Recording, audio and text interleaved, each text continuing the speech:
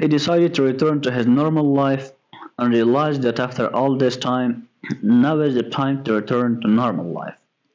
Once upon a time, there was a small and green city among the big mountains. A person named Atiti lived in this mountain city. Atiti was very interested in information. It didn't matter what information. It only mattered to him that it was added to his knowledge. He was a cheerful and inquisitive teenager. He intervened in every matter to test his information and always socialized with people who could provide him with good information. And he was happy to talk with them until one day he met a Buddhist teacher and asked that teacher to tell the most beautiful story and incident of his life. The master also told him the story of Buddha's life, and since Aditi had heard the story of Buddha's biography, he was astonished by all the hardships he had endured and also the Buddha's achievement of those degrees and high position. Aditi thought of going after spirituality and set his life model as Buddha. Listened carefully wherever they spoke about Buddha so that he might learn new things. Until one day he decided to go to one of the temples to can get better information. In this way, he was thinking about Buddha, how he was able to do such things and live the possession and prosperity he had and go towards spirituality. After reaching the temple and talking with the temple teachers, he decided to stay there and start learning Buddhist teachings. Because he was looking for such an event and used this opportunity well, he searched for spirituality for many years. He believed that if Buddha could rise to that level, so I can too. He had spent his whole life doing this until he found himself spending half of his life in Buddhist teachings.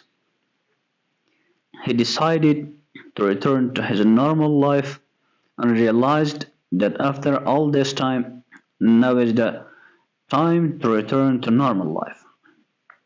Because he had spent half of his life in acquiring Buddhist teachings and had achieved everything he wanted from spirituality. And he thought to himself that it was time to return to his previous place and spend the rest of his life there. After reaching the city where he used to live, he saw that the situation had changed a lot from the people of the city to everything he had seen before. He had come to his old home, and he was surprised by all these changes until he met a teenage girl named Sita who was full of energy and full of questions, and also very much wanted to go to the temple and see the Buddhist teachings up close like Master Aditi. Since the entry of women was prohibited, this was not possible and she asked Professor Aditi to help her in this field so that she could grow in this field and what she wants. Sita had heard the story of the Buddha from her friends and had become interested in the teachings of the Buddha. Aditi decided to teach her some tricks. He first told the story of Buddha completely and in all details to the young girl. He also told her that I have spent half of my life in the temple and learning different teachings and I have reached the degrees I wanted and even beyond what I could never think of. But I realized that I didn't need to live in the temple to become a better version of myself. It's true that learning the teachings in the temple can be more effective, but this is not a reason that you cannot learn it yourself. As the Buddha started his mission alone and continued alone until he reached the rank and position he wanted. Sita asked, how can I walk this path alone? And can I endure like Buddha? Aditi explained that His words didn't mean for Sita to walk the entire path that the Buddha had traveled and endure the severe austerities that he had undergone. Aditi said to Sita, "It is enough if you pay attention to his words and quotes and implement them in your life." Aditi also said one of the Buddha's sayings to Sita: "Thousands of candles can be lit with one candle, so the life of the candle will not be short if it shares happiness with others."